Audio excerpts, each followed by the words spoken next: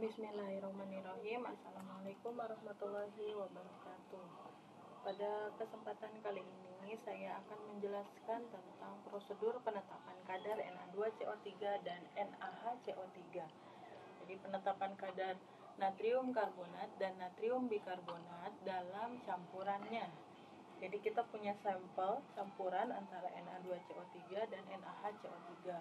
Kemudian dititrasi dengan metode analisis titrasi asidimetri, dititrasi oleh HCl, dan metodenya ini kita akan menggunakan metode Warder. Nah, pada penetapan kadar natrium karbonat dan natrium bikarbonat, prosedur yang digunakan adalah sebagai berikut. Nah, pertama, kita timbang terlebih dahulu sampel. Nah, sampel yang di sini, sampelnya ini adalah merupakan sampel garam campuran dari maksudnya garam di sini berisi Na2CO3 dan NaHCO3. Jadi dia itu berupa campuran. Kemudian sampel yang ditimbang ini dilarutkan dalam labu ukur sampai 100 ml. Nah, 100 ml ini merupakan volume pembuatannya. Lalu diencerkan sampai tanda batas ya. Setelah itu udah homogen dipipet sebanyak 10 ml. Nah, nanti ini data ini digunakan untuk menghitung faktor pengenceran. Nah, kemudian dipipet, nah ditambahkan indikator penoftalen. Jadi dalam titrasi ini kita nanti akan menggunakan 2 buah indikator. Kenapa menggunakan 2 buah indikator? Karena nanti pada saat titrasi yang akan kita uji atau hitung kadarnya itu adalah natrium karbonat dan natrium bikarbonat. Keberadaan atau jumlah dari natrium karbonat akan bisa kita hitung ketika kita titrasi menggunakan indikator penoftalen. Sedangkan natrium bikarbonat bisa kita hitung ketika kita titrasi menggunakan indikator metil jingga ya. Nah, kenapa indikatornya 2? Tadi yang diuji ada 2 sehingga ada 2 kurva titrasi dan ada 2 titik ekivalen. Nah, titrasi yang pertama, bukan titrasi yang pertama ya. Ini kan yang dititrasi cuma satu larutan yang 10 ml ini. Nah, pada saat 10 ml sampel ini kita titrasi ditambahkan 3 tetes indikator penoftalen. Nah, indikator penoftalen ditambahkan di awal. Ya, jadi pada awal titrasi kita tambahin indikator penoftalen karena ya nanti kita akan menitrasi si sampel yang berisi campuran karbonat dan bikarbonat sampai dengan semua natrium bikarbonat habis bereaksi dengan HCl dan membentuk NaHCO3 ya. Jadi natrium karbonatnya atau Na2CO3-nya itu dititrasi sama HCl. Nah, yang pertama kali habis itu adalah natrium karbonatnya ya. Nah, kapan sih natrium karbonat ini habis?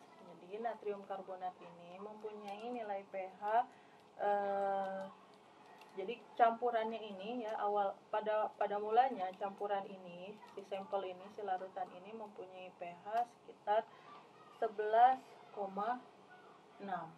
Kemudian dititrasi sedikit demi sedikit ya, yang tadinya pH-nya 11,6 ini berarti bersifat basa ya. Dititrasi sedikit demi sedikit dengan HCl sampai dengan pH-nya turun ke angka pH 8,31. Jadi pada saat Na2CO3-nya habis, pH dari larutannya itu adalah 8,31. Sehingga kalau misalnya kita uji dengan menggunakan indikator penoftalen, sebelum titrasi warna awal dari larutan ini ya, kalau ada indikator penoftalen, karena di dalam labu Erlenmeyer ini ada sampel yang bersifat basa dengan pH 11,6, maka warna awalnya itu adalah merah. Kemudian dititrasi ya, titrasi dengan larutan HCl standar sampai dengan mencapai pH 8,31, di mana kondisi ini menyatakan bahwa natrium karbonatnya sudah habis, maka pH larutannya itu menjadi 8,31, turun ya. Dan warna larutannya itu ya, ciri-ciri dari pH yang 8,31 ini sudah tercapai adalah warna larutannya berubah menjadi merah sangat muda, ya, menjadi merah sangat muda. Boleh nggak sampai warnanya itu tidak berwarna?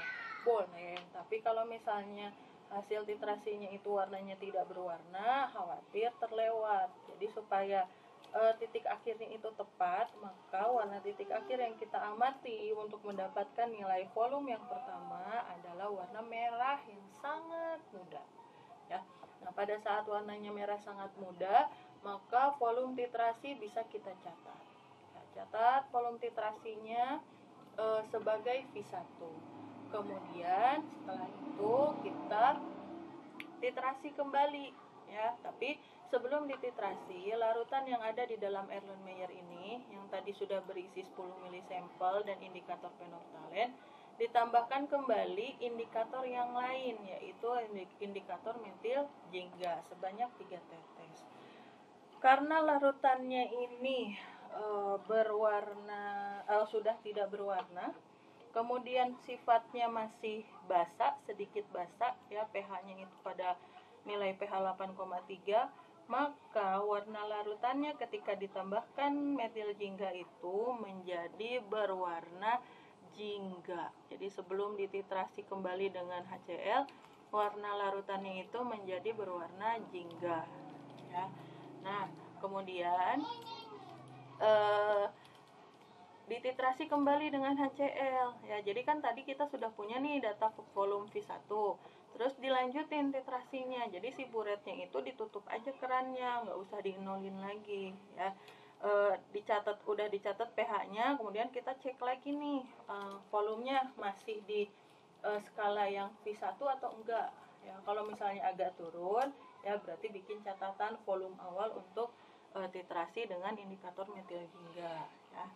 Nah, kemudian dititrasi kembali dengan HCl sampai kapan? Ya, sampai semua NaHCO3-nya itu habis bereaksi dengan HCl. NaHCO3-nya itu berasal dari dua larutan, ya. Yang satu NaHCO3 yang memang sudah ada di dalam sampel, dan yang satu lagi adalah NaHCO3 yang dihasilkan dari hasil reaksi antara Na2CO3 dengan HCl pada titrasi sebelumnya, ya. Jadi total NaHCO3 ini kita titrasi kembali dengan HCl sampai dengan, ya, semua NaHCO3-nya habis dan larutannya menjadi bersifat asam. Nah, kalau larutannya bersifat asam, semua natrium bikarbonatnya habis, maka larutannya berubah yang tadinya jingga menjadi jingga merah, ya. Yang tadinya warnanya oranye menjadi oranye kemerahan. Jadi kalau udah mulai muncul warna merahnya, baru itu titrasinya diakhiri. Agak susah emang nanti titrasinya, tapi susah apapun pasti bisa, ya.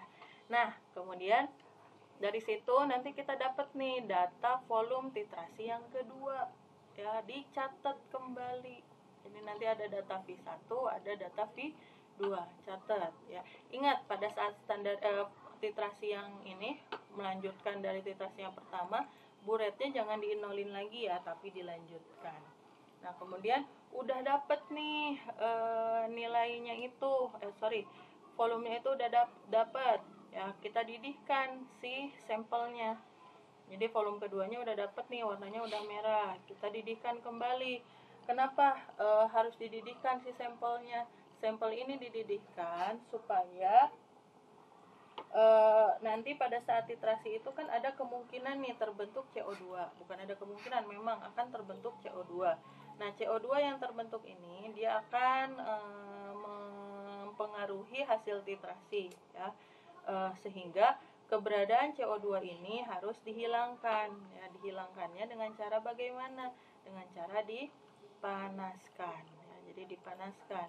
Nah, ketika dipanaskan, ya, jangan lupa si Erlenmeyer-nya itu ditutup dengan menggunakan corong, sehingga CO2 yang sudah keluar itu tidak masuk kembali ke dalam larutannya, ya. Nah, kapan pemanasannya sampai kapan pemanasannya dilakukan? Pemanasan dilakukan sampai yang tadinya larutannya warnanya jingga merah menjadi kembali berwarna jingga atau kekuningan, ya. Yang ini menandakan bahwa gas CO3-nya itu sudah keluar. Kemudian titrasi kembali sampai larutan menjadi berwarna merah jingga, ya. Artinya nanti V2-nya itu dikoreksi.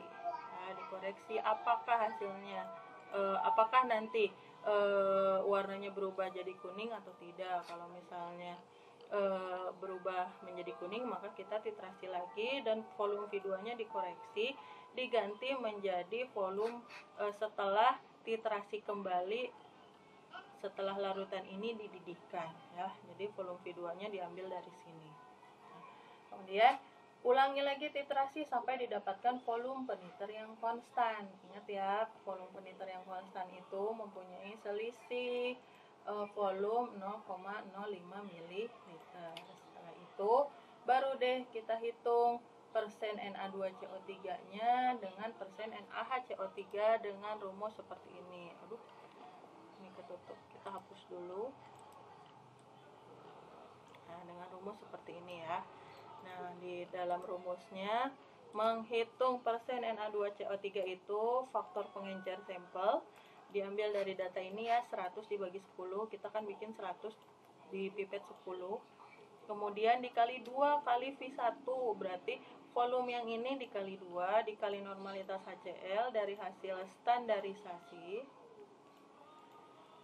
standarisasi dikali dengan Be Na2CO3, ya, berarti Mr dibagi valensinya berapa kalau Na2CO3? Lihat jumlah muatan positifnya, ya. Na2CO3 muatan positifnya berapa? 2, ya. Oke. Karena kan kita mau ngitung kadar karbonat CO3 2-, berarti dari ininya muatan positifnya dari 2Na+, ya, berarti 2. Kemudian dibagi miligram sampel, ya, yang ini yang ditimbang 0,6 gram. Tepatnya berapa gram dirubah menjadi miligram. Nah, kalau ngitung persen dari NaHCO3 berarti faktor pengencernya sama. Nah, volume titrasinya itu dilihat atau dihitung dari V2 dikurangi 2V1 dikali normalitas HCl dari hasil standarisasi dikali Be NaHCO3. Nah, ngitung Be-nya sama ya, rumusnya Mr dibagi valensi. Nah, valensinya berapa? Kalau NaHCO3 kan dia berubah menjadi Na+ dan HCO3-. Berarti valensinya adalah 1, ya, karena muatan positifnya adalah 1 dibagi miligram sampel, sama ya, dari 0,6 gram ini yang dikonversi menjadi miligram. Oke, demikian penjelasan saya tentang prosedur penetapan kadar Na2CO3 dan NaHCO3.